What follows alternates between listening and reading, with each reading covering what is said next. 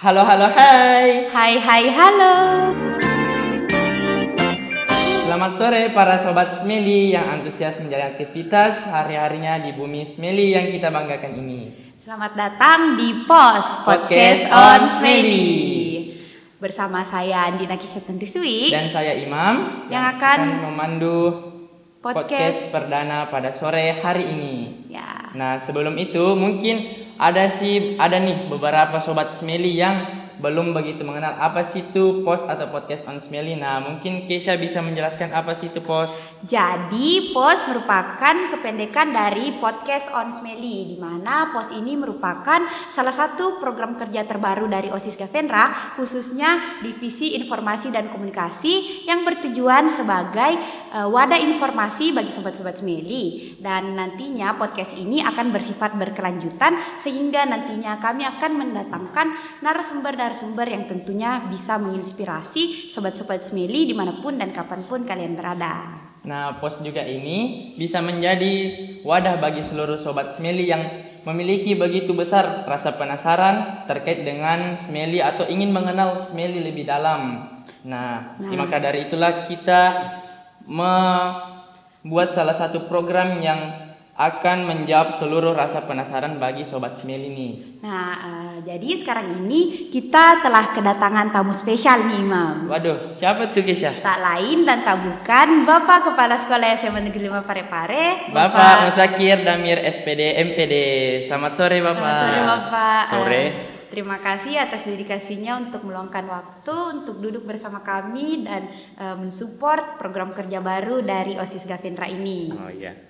Nah, bagi sobat-sobat Smeli yang belum tahu, Bapak Musakir Damir ini merupakan Kepala Sekolah SMA Negeri 5 Parepare yang mulai menjabat per tanggal 27 September ya Pak, 2022. Nah, nggak kerasa sih udah hampir 1 tahun menjabat sebagai Kepala Sekolah di SMA Negeri 5 Parepare ini sih Bapak. Nah, namun perlu sobat Smeli tahu nih bahwa Bapak Musakir Damir ini bukanlah orang baru di SMA Negeri 5 Parepare ya Imam. Nah, betul banget sih itu karena bisa dibilang Bapak Musakir Damir merupakan sosok saksi sejarah sih di mana pembentukan atau titik awal SMA Negeri 5 Parepare ini terbentuk dan berkembang mulai dari titik nol hingga ke titik yang bisa kita rasakan saat ini. Ya, betul sekali Imam. Mungkin Bapak Musakir bisa menjelaskan atau menceritakan sedikit bagaimana sih awal karir perjalanan Bapak sehingga bisa menjadi kepala sekolah hebat seperti sekarang ini Bapak.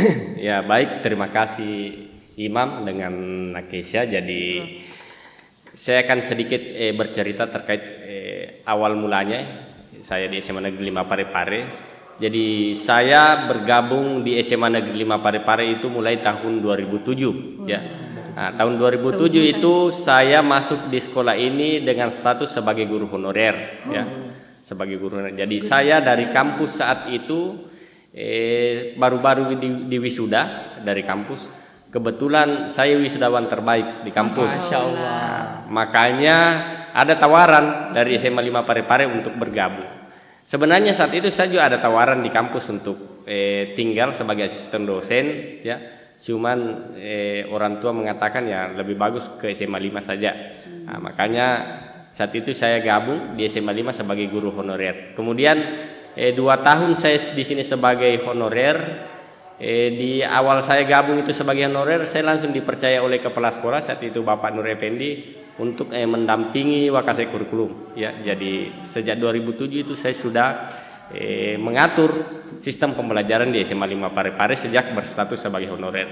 Nah, kemudian 2009 itu saya terangkat ya, saya terangkat sebagai PNS, tapi penempatan saya sebenarnya di SMA Negeri 3 Parepare.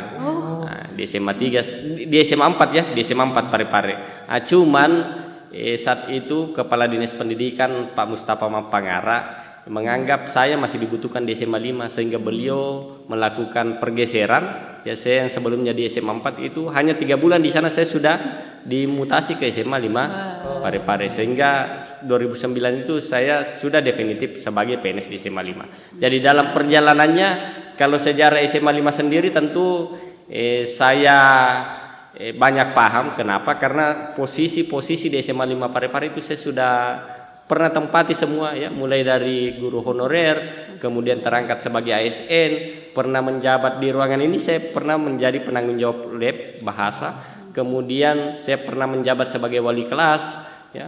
Kemudian sebagai pendamping wakil kepala sekolah, dan akhirnya saya menjabat wakil kepala sekolah bidang kurikulum sampai tahun 2022, dan alhamdulillah September 2022 tanggal 27 tepatnya itu saya lagi kembali dilantik di sini sebagai kepala sekolah. Itu perjalanannya dari 2007 sampai 2023, jadi mulai angkatan 1 SMA 5 sampai saat ini itu semuanya saya pernah dapatkan, saya ajar ya, mulai angkatan 1 sampai angkatan 1. Nah, terima kasih Bapak. Memang betul yang saya katakan tadi Imam, bahwa Bapak Musakir ini bukanlah orang baru ya.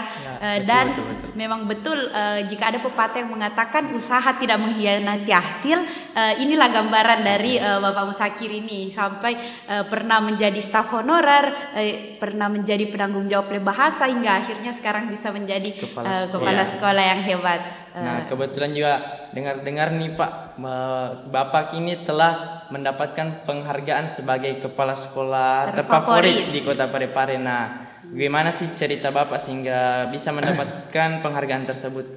Ya, jadi kalau kepala sekolah terfavorit itu sendiri itu kan sebenarnya kemarin yang laksanakan adalah Dewan Pendidikan Kota Parepare.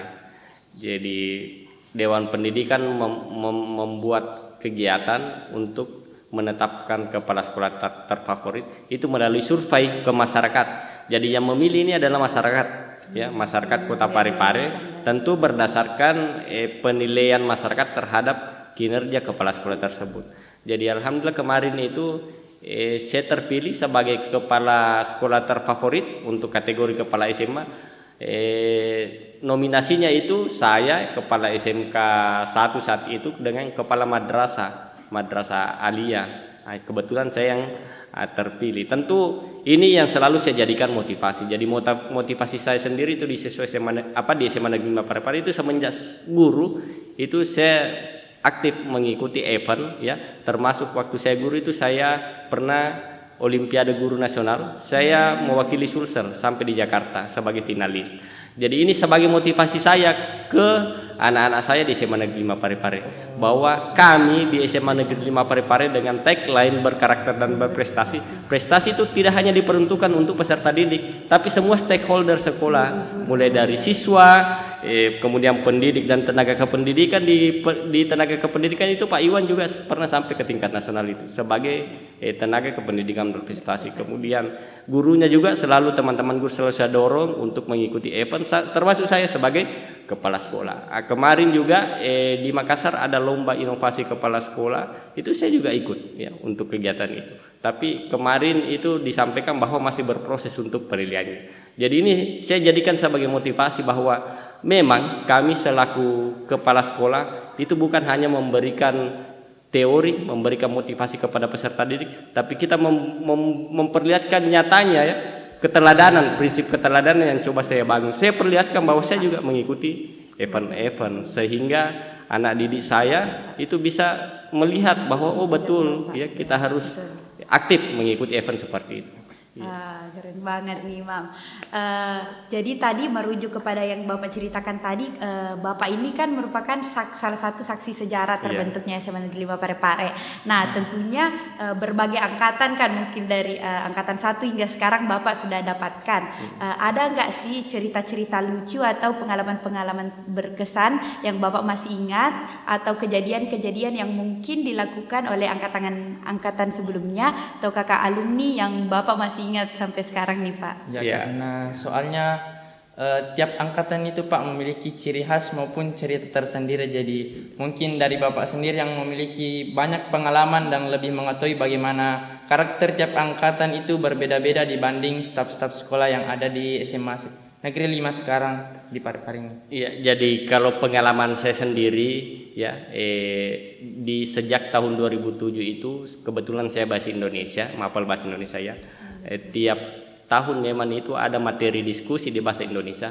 Itu saya selalu membagi kelompok ke semua siswa untuk mendiskusikan sebenarnya pada persoalan-persoalan di SMA Negeri 5 Parepare. Nah, dari sini saya mulai mengenal apa sih keinginan peserta didik itu di sekolah. Saya juga bisa melihat apa-apa yang biasa menjadi celah sehingga bisa mungkin menurunkan nama baik sekolah melalui kegiatan-kegiatan diskusi. Itu kegiatan itu sebenarnya saya jadikan sebagai database buat saya. Dan dulu itu selalu saya berpikir bahwa ke depan kalau saya menjadi pengambil kebijakan di sekolah ini, database ini sangat berguna. Dan itu alhamdulillah terjadi sekarang. Nah, kalau mengenai pengalaman-pengalaman menarik, dulu waktu saya sebagai guru itu saya aktif mendampingi anak-anak mengikuti kegiatan. Hal lucu yang pernah saya dapatkan itu di Makassar, waktu saya mengantar anak-anak lomba Olimpiade yang diadakan di Makassar, itu diadakan oleh salah satu bimbingan belajar. Kami tidur di rumah orang tua siswa. Kami tertidur lelap itu kebetulan ada kebakaran yang terjadi di rumah itu, kompor meledak. Nah, itu kenapa saya katakan ini hal menarik atau hal lucu, karena kita sudah setengah mati semua dibawa memadam kami. Ternyata ada satu siswa tertidur lelap di atas. Seandainya jadi terbakar ini rumah, dia tidak bangun-bangun sampai pagi. Nanti paginya baru heboh bahwa wah, inilah yang menjadi, tidak tahu angkatan berapa itu bisa tapi saya masih ingat anak-anaknya itu. Saya juga pernah mengantarkan anak-anak ke Solo. Jadi saya itu pertama menginjak Solo, kampungnya Pak Jokowi itu berkat siswa. Saya mengantar anak-anak ke sana untuk mengikuti kegiatan lomba karya ilmiah. Ya, saya satu bus dalam perjalanan cerita-cerita. Nah, itu yang tentu berkesan. Kalau di lingkungan sekolah sendiri atau di lingkungan asrama sendiri tentu banyak kenangan. Ya, saya tinggal di SMA Negeri 5 Parepare itu sejak tahun 2009. Kebetulan saat itu kepala sekolah langsung memberikan saya satu perumahan untuk saya tempati. Itu saya tinggal sejak 2009 sampai tahun 2007. Jadi anak-anak saya itu, anak pertama saya, anak kedua semuanya besar di SMA 5 Parepare. Jadi kalau angkatan sebelumnya itu mereka itu kenal semua anak saya, karena itu yang berkesan. Kalau sore saya sudah bawa jalan, itu kakak-kakak itu anak SMA 5 langsung menyerbu. Nah, itu tentu sangat berkesan, sehingga kalau alumni ini datang ke sekolah, mereka melihat anak saya itu yang sudah kelas 2 SMP, langsung mereka teringat ini dulu yang kita kejar-kejar. Nah, tentu ini kenangan, termasuk saat saya tinggal di asrama. Saat itu SMA 5 belum punya mobil operasional, ya. Nah, kebetulan saya ada kendaraan, jadi ketika ada anak-anak yang sakit malam hari jam 12 jam 1, saya yang mengantar ke rumah sakit mereka. Saya antar mereka ke rumah sakit, ke UGD untuk ditindak lanjuti. Jadi itu mungkin kenangan-kenangan, ya, yang berkesan menurut saya selama perjalanan saya di SMA 5 Parepare. Wah, kalau terkait dengan keadaan di asrama nih Pak, apakah Bapak pernah menjabat sebagai pembina asrama atau belum Pak? Ya, kalau pembina asrama sendiri belum, ya, karena saya itu di SMA 5 Parepare kemarin itu memang saya difokuskan untuk mengurusi masalah pembelajaran di bagian kurikulum, sehingga ketika ada kegiatan-kegiatan di Jawa, termasuk kemarin kegiatan RSB, RSKM, itu saya paling banyak bolak-balik ke Jawa itu untuk mengurus, termasuk program SKS, sistem kredit semester, itu saya ikuti di Jawa untuk kegiatan ini. Tapi kalau persoalan di asrama sendiri sebenarnya pada dasarnya saya ikuti, meskipun saya bukan pembina karena saya tinggal di dalam. Tentu ada motivasi dari dalam diri saya, meskipun saya bukan pembina asrama, tapi ketika saya menemukan hal-hal yang menurut saya aktivitas anak itu bisa menurunkan nama baik SMA 5, tentu saya masuk untuk menangani itu. Dan inilah tentu yang saya jadikan sebagai pengalaman saya, sehingga saat ini saya mengambil beberapa keputusan, mengambil beberapa kebijakan bagaimana supaya sistem pembinaan di asrama itu betul-betul bisa berjalan efektif, ya.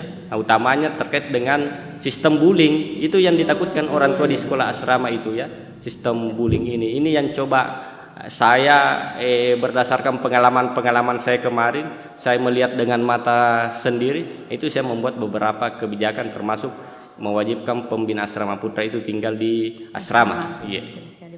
Jadi timbul pertanyaan nih Pak, seperti yang sudah Bapak jelaskan tadi, apa saja sih yang menjadi tindakan-tindakan Bapak atau kiat-kiat Bapak untuk mengatasi masalah-masalah siswa nih Pak?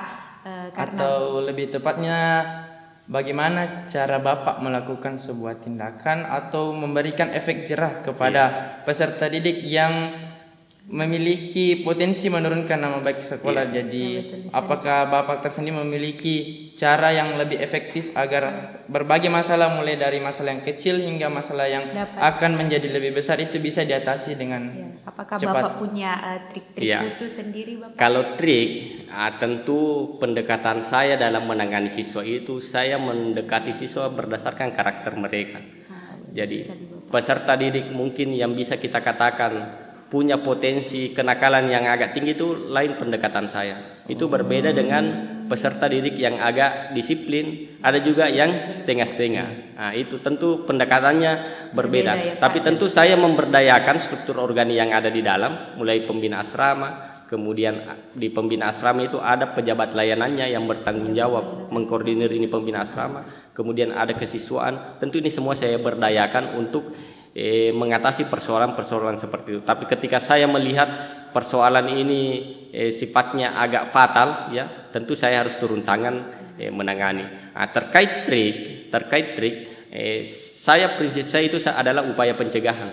Upaya pencegahan. Artinya upaya pencegahan ini maksudnya bukan bahwa ketika ada kejadian itu bagaimana saya mencegah itu terjadi. Jadi bukan upaya penindakan, tapi upaya pencegahan yang pertama saya bangun. Nah, ketika upaya pencegahan ini kita sudah maksimalkan dan masih ada terjadi hal-hal yang kita tidak inginkan, ya tentu ada beberapa pendekatan yang dilakukan dalam bentuk upaya penindakan. Nah, upaya pencegahan, ya sejak saya dilantik kemarin, salah satu upaya pencegahan yang saya lakukan adalah pagar saya pasangi keliling kawat. Itu untuk mencegah anak-anak lompat keluar. Karena memang pernah terjadi, ya di pengalaman saya dulu pernah terjadi, sehingga saya melihat oh ini harus kita cegah. Kemudian upaya pencegahan berikutnya yang saya lakukan itu ya merekrut 3 pembina asrama, kemudian mereka tinggal bersama anak di asrama, karena anak-anak itu namanya anak dia masa perkembangan, memang harus selalu diawasi, ya harus selalu diawasi, harus selalu mengingatkan. Nah, karena mereka dalam masa-masa seperti ini, termasuk sistem security saya ubah, 3 satu kali jaga dan 1 bertugas di asrama untuk mengontrol itu. Adapun ketika upaya pencegahan ini yang dibangun ini masih ada tindakan-tindakan anak-anak yang mungkin bisa kita katakan bisa menurunkan citra sekolah, tentu saya turun tangan menangani. Saya kasih mereka saya kasih sanksi mereka dulu, biasanya saya bawa ke lapangan dulu, saya marah-marahi dulu, kemudian setelah itu saya bawa ke ruangan saya untuk kasih pemahaman ke mereka, karena mungkin mereka bertindak sebenarnya tidak tahu, tidak tahu apa keinginan saya. Makanya saya membawa mereka ke ruangan saya kasih tahu, saya jelaskan keinginan saya seperti apa, keinginan dia seperti apa, dia kemukakan kepada saya keinginan dia seperti apa, kemudian saya pikirkan solusinya seperti apa. Jadi kita mencari solusi, kita mencari jalan keluar. Kira-kira jalan keluarnya saya tawarkan ke mereka, kira-kira jalan keluarnya apa supaya Anda tidak melakukan tindakan-tindakan yang bisa menurunkan citra sekolah. Silakan sampaikan. Kalau itu positif, tentu kita bisa akomodir, ya. Persoalannya apa? Pembenahan apa yang harus kami lakukan di asrama supaya ini, termasuk saran-sarannya terkait dengan pembina itu saya tampung dan itu saya rahasiakan, sifatnya privasi. Silakan sampaikan supaya itu jadi bahan pertimbangan, karena yang namanya manusia dari berbagai macam karakter, nah itu tentu daya tangkap anak-anak itu berbeda-beda. Nah, ini yang coba saya bangun dan berjalan dalam 10 bulan ini, dan tentu dalam perjalanan itu saya terus amati apakah ada perubahan. Nah, tapi saya dapat laporan dari pembina asrama, ya ada sedikit perubahan dari tingkah laku anak-anak itu ketika sudah dikasih perlakuan penjelasan seperti itu. Jadi bagi sobat-sobat Smelly nih, jangan sekali-sekali berpikir untuk membuat kesalahan yang bisa menurunkan citra sekolah nih, karena Bapak Musakir sendiri langsung turun tangan. Jadi untuk sobat Smelly yang masih memiliki pemikiran-pemikiran untuk melakukan sebuah kesalahan atau hal-hal negatif, ada baiknya sobat Smelly itu berpikir lebih matang lagi, karena tentu hal tersebut juga akan merugikan diri sendiri dan orang lain. Nah, bagi selanjutnya Pak, terkait dengan sistem pembinaan asrama. Nah, bisa dibilang dari cerita Bapak tadi itu pemahaman tiap peserta didik itu berbeda-beda, maka diperlukan berbagai pendekatan. Nah, tiap peserta didik itu harus berbeda-beda pendekatannya. Nah, namun di satu sisi Bapak sebagai kepala sekolah tentu tidak bisa langsung melakukan pendekatan dengan siswa, makanya direkrutlah namanya 3 pembina asrama. Nah, jadi menurut Bapak bagaimana apabila salah satu dari ketiga pembina ini bisa dibilang kurang memberikan pemahaman atau pendekatan bagi peserta didik, karena peserta didik itu biasanya kurang menerima bagaimana cara pembawaan pembina tersebut untuk memberikan pemahaman kepada mereka. Jadi bagaimana solusi Bapak atau plan B Bapak ketika sistem pembina asrama ini kurang berjalan dengan baik? Iya, kalau sistem pembinaan di asrama terus terang dulu itu perekrutan pembina asrama di SMA 5 Parepare itu langsung saja kita tarik orang, ya. Ada yang mau jadi pembina, ada yang punya keluarga, oke, masuk. Nah, kemarin itu proses rekrutmen pembina asrama itu saya mulai dengan proses seleksi, ya. Termasuk putri putra. Nah, putri kemarin kan itu memang kita seleksi, ya. Nah, terakhir ini putra, pendaftar pembina asrama itu 30 orang yang memasukkan lamaran, atau yang memasukkan lamaran 30 orang. Kemudian saya seleksi CV, kurikulum vitae mereka itu saya press menjadi 20. Jadi yang tidak bersyarat secara CV, saya melihat potensinya untuk tidak efektif di pembinaan itu kurang, itu saya sudah dihilangkan, ya Pak. Ya, 20 orang lah ini yang saya panggil tes wawancara. Nah, di seleksi wawancara memang saya coba menggali potensi mereka seperti apa. Nah, dan saya sampaikan kepada calon-calon pembina ini tantangan-tantangan yang akan dihadapi kalau masuk sebagai pembina. Termasuk Anda akan dianggap sebagai siswa baru. Maksudnya saya ini siswa lebih duluan ada di sini daripada Anda. Ya, betul sekali, Bapak. Saya sudah baca semua tantangannya itu. Nah, makanya tentu dalam perjalanannya tidak seperti membalikan telapak tangan. Ya, tentu apa yang kita harapkan tidak mungkin terjadi 100%. Tapi saya melihat minimal ada perubahan. 70% itu saya sudah sangat bersyukur. Jadi pelan-pelan saya coba merubah mungkin sistem-sistem yang bisa merusak citra sekolah. Nah, ini pembina yang saya anggap punya potensi, inilah yang saya coba rekrut. Dan saya coba buat kebijakan bahwa pembina asrama itu dia akan mengikuti anggotanya. Jadi ketika dia kelas 1 itu pembinanya, naik kelas 2 dia ikuti sampai kelas 3. Itu sebagai bentuk tanggung jawab, ya, tetap dia. Itu sebagai bentuk tanggung jawab. Ketika kau bisa memang dekati ini anak dari kelas 10, kau bisa bentuk mereka, kau akan tidur nyenyak di kelas 2 dan kelas 3. Ketika potensi nakalnya bisa dicegah ya sejak kelas 10. Ini yang coba saya bangun supaya tanggung jawab pembina asrama itu kau sendiri yang susah kalau mereka kelas 3 kalau kau tidak bentuk dari kelas 1. Nah, tapi tentu untuk merubah secara drastis ini susah karena kelas 3 sekarang tidak mereka dapatkan kan langsung kita masuk.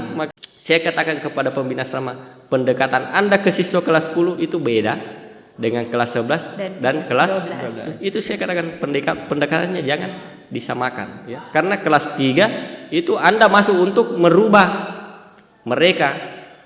Dan sebelumnya mereka mengalami hal-hal mungkin yang menurut mereka dialami dari kelas 1 dan kelas 2, mungkin kita agak teledor dulu untuk mengawasi itu. Ya, nah, tapi ini yang saya coba bangun dan saya katakan bahwa kalau ini kita berhasil rubah, insya Allah kita akan diserbu. Karena persoalan terbesar di sekolah berasrama adalah sistem senioritas itu, sistem bullying.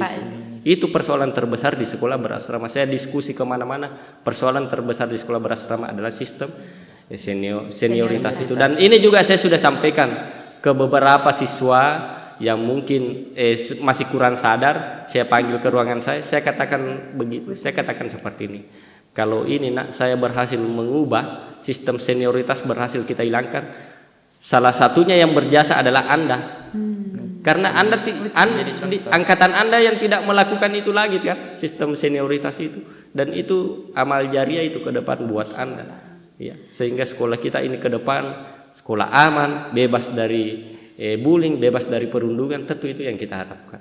Jadi akar dari pemutusan dari sistem senioritas ini Harus bisa dibilang dipangkas ya. ada pada pembinaan dari Iya, pembina betul. asrama, karena bagi peserta didik itu harus dibina secara baik melalui pendekatan yang Sejak berbeda-beda. dini ya, tentunya sejak dini. Ya, tentu seperti itu. Peserta didik itu saya katakan siswa atau peserta itu mereka itu dalam masa pertumbuhan.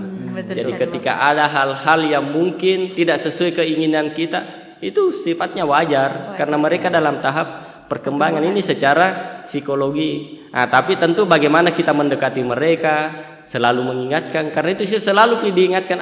Ada juga siswa satu kali disampaikan aman, tapi kan dari 385 ini Tidak semua tentu siswa berbagai sama. karakter ada. betul, Bapak. Ada di situ, ada selalu diingatkan. Nah, baru Berkali-kali baru iya, bisa seperti mengerti. itu. Ya. Ada juga tidak pernah diingatkan aman. Sadar Begitu.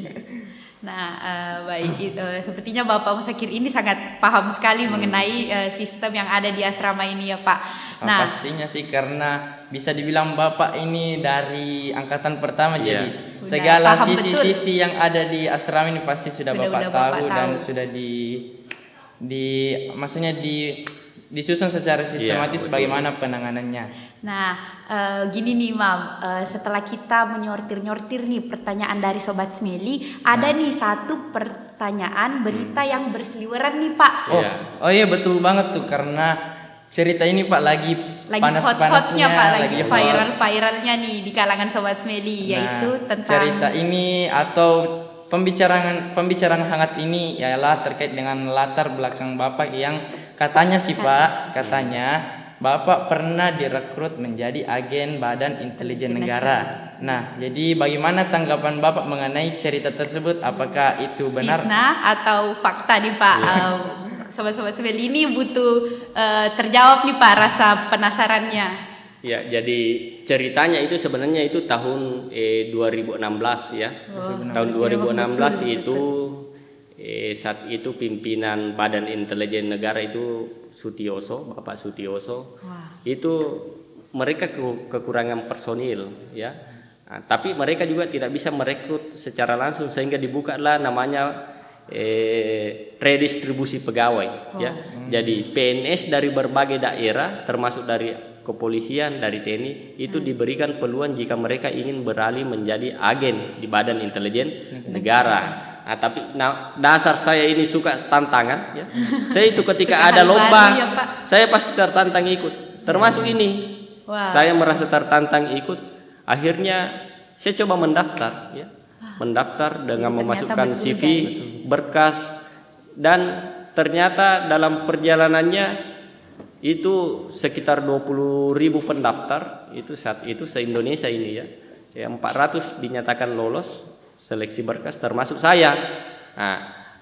Dalam perjalanan itu saya ikuti. Sebenarnya saat itu teman-teman di SMA 5 Parepare, guru-guru yang ada tahun 2016 itu bisa ditanyakan. Termasuk kepala sekolah saat itu Pak Ansar Rahim itu mereka menyampaikan ke rekan-rekan guru bahwa Pak Musakir ini ingin melanjutkan pendidikan S3 karena saya 3 bulan di Gemlen di sana. Itulah yang saya pakai untuk mengelola SMA 5 asrama nih, termasuk Pak, ya. siswa. Wah. Iya. Ilmu saya di intelijen itu saya gunakan sehingga apa aktivitas Anda di asrama itu sebenarnya sampai ke saya. Termasuk bahasanya apa yang saya dengar terakhir kemarin pembayaran elit listrik pelit. Itu sudah tangkap itu. Semoga di Sehingga kami mengambil kebijakan, oke, kita tampung karena ini kan tidak apa-apa, tidak masalah, itu saya tidak persoalkan. Ya, karena itu suara-suara seperti itu memang kenyataan. Makanya kami mengambil kebijakan listrik asrama yang semula 20.000 watt kita tambah menjadi 40.000 watt. Itu yang kita coba lakukan sehingga tidak terjadi. Dan kalau memang nanti kita amati masih terjadi, kita pasang lagi tiang listrik seperti yang di Galas ini supaya stabil. Jadi ilmu itu sebenarnya sangat bermanfaat. Jadi saya tidak ke sana, saya tidak bergabung. Saya 3 bulan di sana. Ya, foto-foto saya masih ada, pakaian saya itu masih ada semua. Saya dulu itu kalau pulang dari Jakarta di bandar itu saya dilihat-lihat saja, tidak ditahan oleh aparat. Karena dia lihat pakaiannya tuh ada kode celananya, ada memang kode-kode seperti itu. Itu masih ada saya simpan sampai sekarang. Saat ini, cuman saat itu saya tidak jadi ke sana karena kurang mendapat restu dari orang tua. Wow. Ya. Jadi Jadi alasan iya, tidak bapak melanjutkan saya proses saat itu tidak merestui saya. Alasannya nanti saya ditembak mati sama orang. Nah, itu alasannya. Waduh. Bapak saya bilang kau di SMA 5 saja. Sudah bagus itu pekerjaanmu di sana. Oke, saya ikut. Mengikuti Karena orang kalau kita tua. paksakan ke sana tanpa restu orang tua, kalau tidak ada restu orang tua jangan harap Anda bisa berhasil. Restu orang Itu tua kunci nomor saya. satu ya, Pak. Nah, dan hasilnya apa? Hasilnya adalah di usia saya yang masih muda, Ya, bisa sangat, dikatakan tergolong dia sangat muda, kalau Pak. kepala sekolah di 95 sejak ke sek pertama itu kan umur hampir 50 semua 50 kan. tahun. Saya ini baru 38. Waduh. Sudah bisa Sangat duduk dengan posisi tergolong sebagai kepala di muda, SMA. Pak. Bahkan waktu saya pertama dilantik tahun bulan 2002 itu saya termasuk kepala sekolah termuda di Sulawesi Selatan untuk SMA SMK. Nah, inilah saya katakan ini rezeki saya. Saya sesali tidak bergabungnya saya di BIN. Tidak, karena di BIN itu waktu saya di sana di Jakarta itu sampai 3 bulan saya sudah injak semua itu Ya, sudah pernah merasakan, kota Pak. Jakarta, dan biaya saya ditanggung semua oleh Badan Intelijen Negara, dikasih di semua dananya, ilmunya saya peroleh, dan ternyata ilmu itu sangat bermanfaat ya, untuk Pak. mengelola sekolah, termasuk mengelola teman-teman guru di sini, teman pendidik, sakpam, bagaimana saya memanage mereka, itu semuanya sangat bermanfaat. Iya. Oh ya, jadi udah nggak bisa diragukan lagi nih ya Imam, kepala Betul. sekolah SMA Negeri Parepare ini sangat hebat sekali.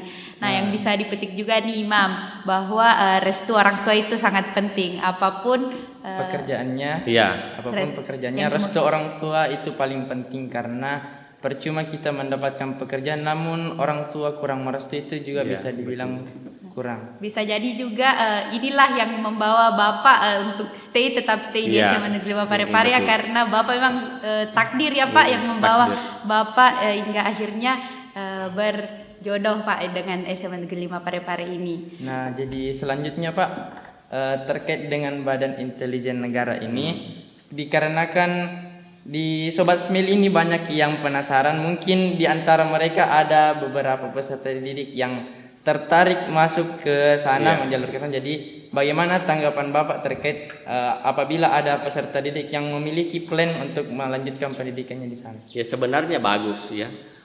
BIN ini sebenarnya bagus. Jadi kalau ada anak-anak yang mau ke sana, alumni kita ada di situ sebenarnya. Cuma kita tidak boleh sampaikan. Alumni Smeli itu ada yang menjadi intelijen. Alumni Smeli. Cuman itu rahasia kan. Ya, Tapi saya tahu karena saya pernah di situ.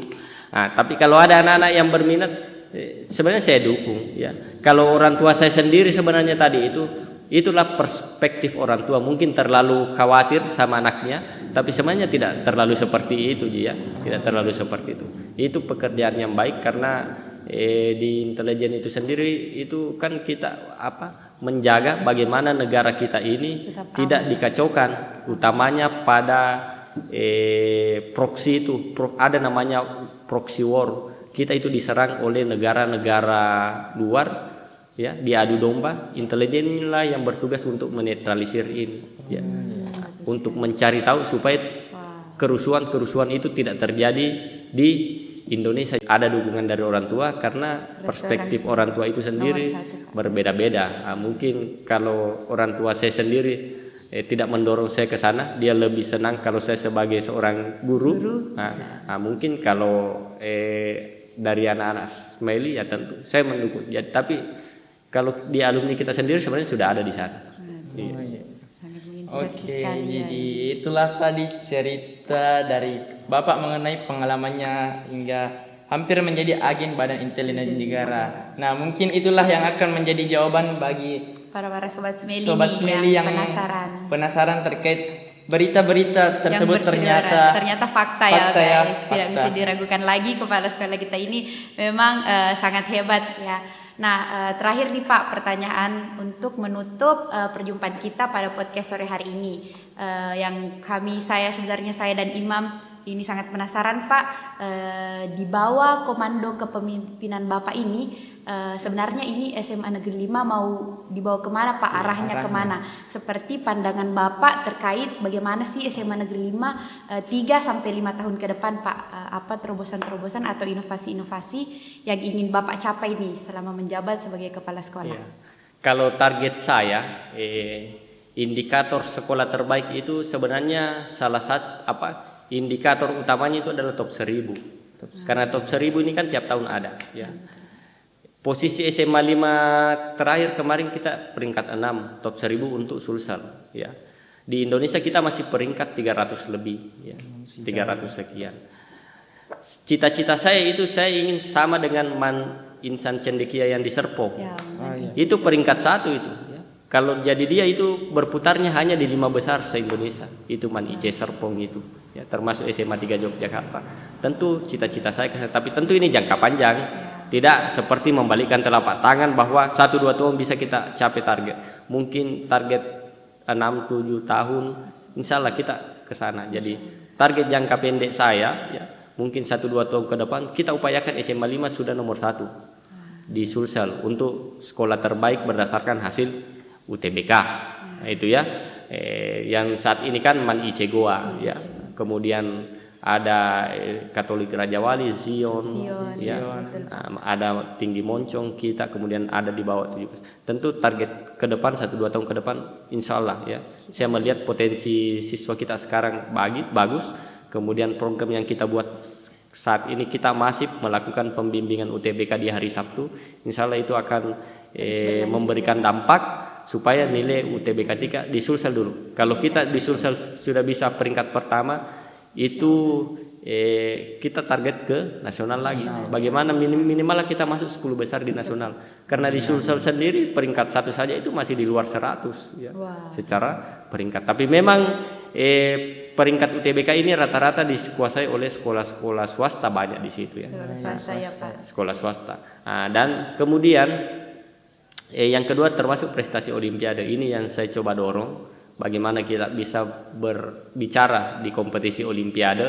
Makanya kemarin saya coba datangkan pembimbing online dari Jakarta untuk membimbing anak-anak kita persiapan olimpiade. Ini sebagai langkah awal ya. Tapi insya Allah ke depan ada.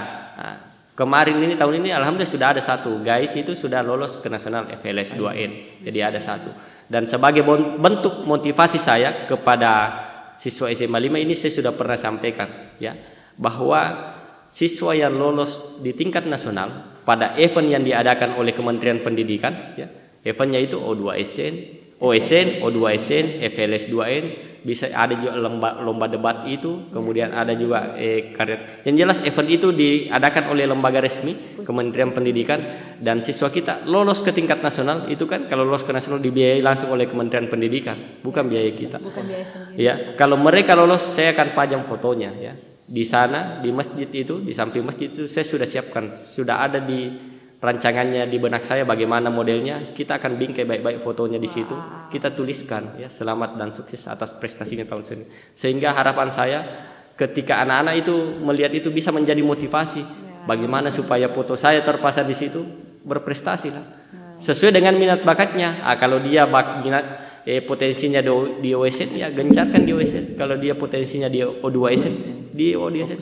Jadi coba saya selalu berharap siswa SMA 5 itu rajin membuka itu web Kementerian Pusat Prestasi Nasional, karena di situ kan ada semua itu Puspesnas itu Pusat Prestasi Nasional. Nanti SMA Negeri 5 pada saat itu. Karena kami harus tetap melanjutkan pendidikan dan sesuai dengan alur sungai kehidupan yang telah ditakdirkan. Ya, mudah-mudahan nanti anaknya yang menikmati. Ya, amin. Kalau Anda tidak bisa, mudah-mudahan anak Anda nanti yang menikmati masa-masa itu. Amin, insyaallah. Dan tapi kami dengan imam saya dan imam Pak tetap mendukung penuh terus Bapak untuk berinovasi hingga mencapai titik yang Bapak impikan ya Pak. Dan mendoakan yang terbaik apapun keputusan dan terobosan yang akan Bapak lakukan demi memajukan SMA Negeri 5 Parepare ini. Iya.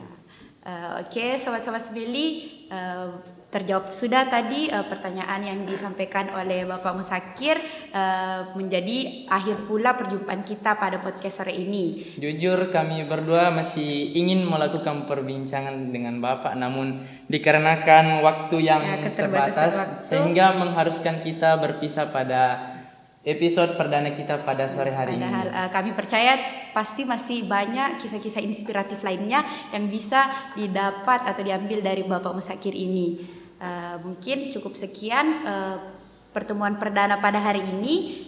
Namun sebelum ditutup nih, ada pantun dari saya dan Imam sebenarnya. Yang itu, jalan-jalan ke Singapura, jangan lupa membeli buras. Tibalah kita di penghujung acara. See you on the next podcast. Dari